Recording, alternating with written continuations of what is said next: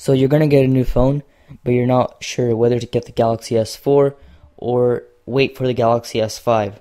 Welcome to Android Slap, this is Max, and in this video we'll be showing you everything you need to know about the Galaxy S5.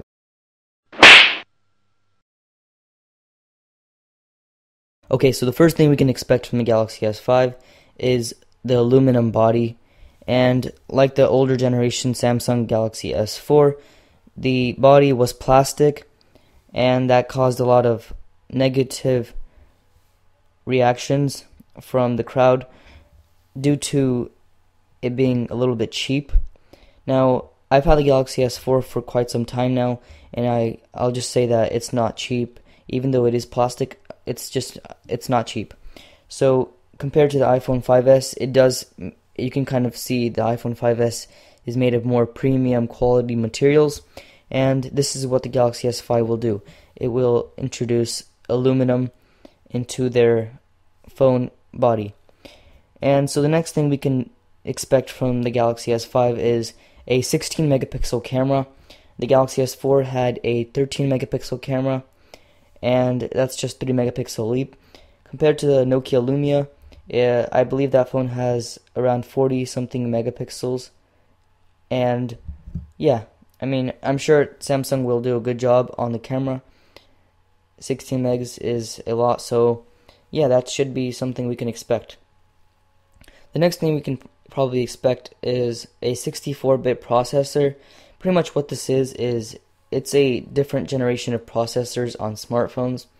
Now, Apple introduced this 64-bit processor on the iPhone 5s, and the iPhone 5s was the first smartphone ever to have a 64-bit processor, and Samsung will be also making a 64-bit processor on their Samsung Galaxy S5.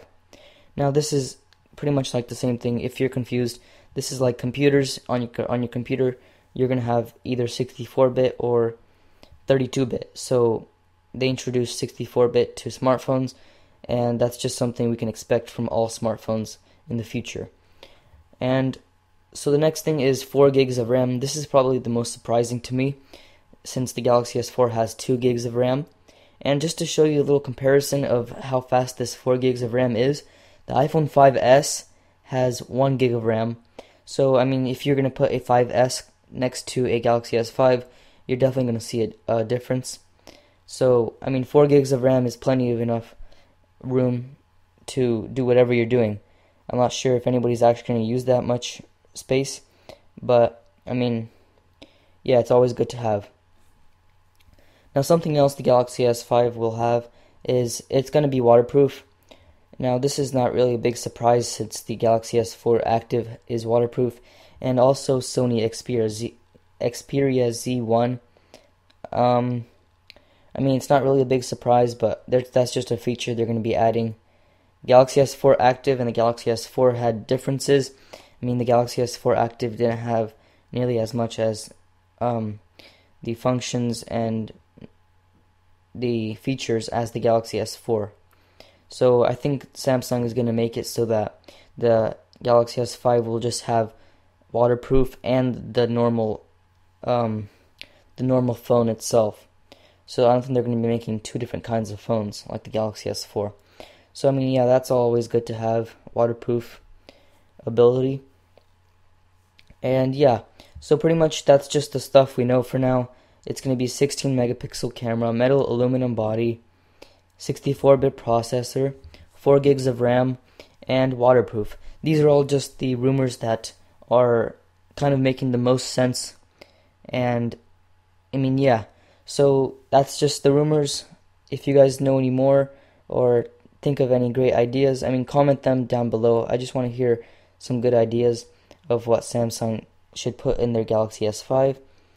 Now, another thing to mention, I think they're going to announce their Galaxy S5 sometime in February, but we're not too sure about that.